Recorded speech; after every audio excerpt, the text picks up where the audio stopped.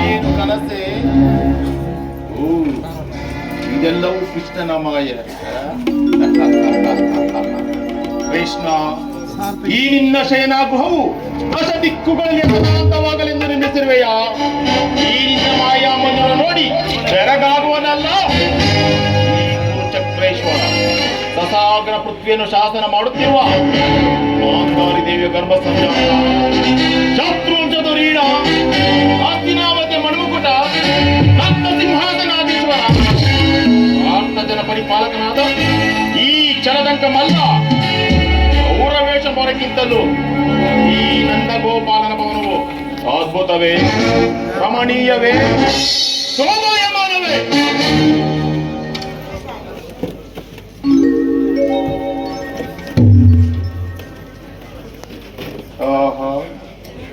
ಎಂತಹ ನಿಶ್ಚಿಂತ ಪುರುಷನು ಈ ಕೃಷ್ಣನು.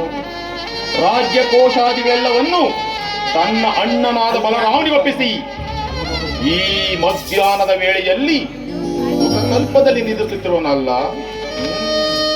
ನಿದ್ರಿಸಲಿ, ಕಾರ್ಯ ಸಾಧನೆಗಾಗಿ ಬಂದಿರುವಾಗ ಇವೆಲ್ಲವನ್ನು ಚಿಂತಿಸಿ ಪ್ರಯೋಜನವಿಲ್ಲ. ಈತನು ಎಚ್ಚರವಾಗುವ ತನಕ ಇಲ್ಲಿಯೇ ಕಾದು ಕುಳಿತು ಬಂದ ಕಾರ್ಯವನ್ನು ಸಾಧಿಸಿಕೊಂಡೇ ಹೋಗುವೆನು.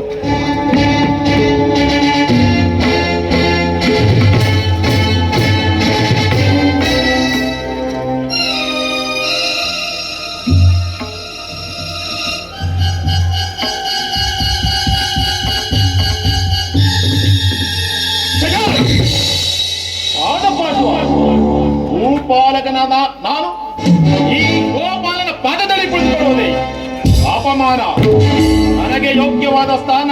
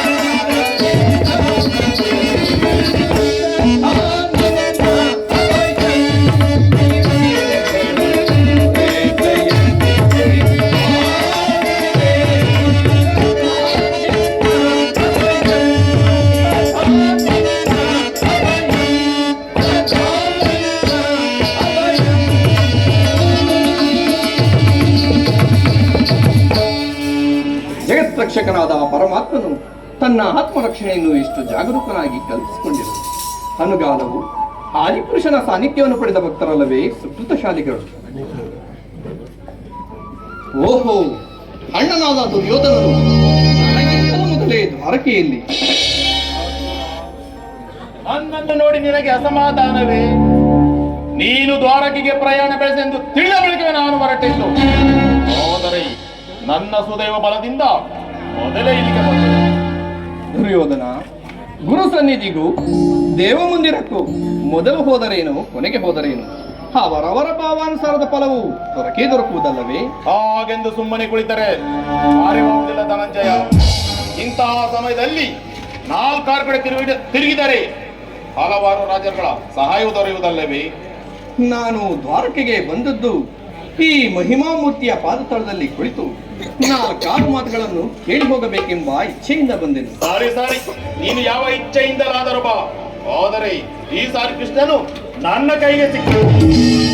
ಒಂದು ವೇಳೆ ಸಿಕ್ಕಿಬಿದ್ದರೂ ಸಂತೋಷವೇ.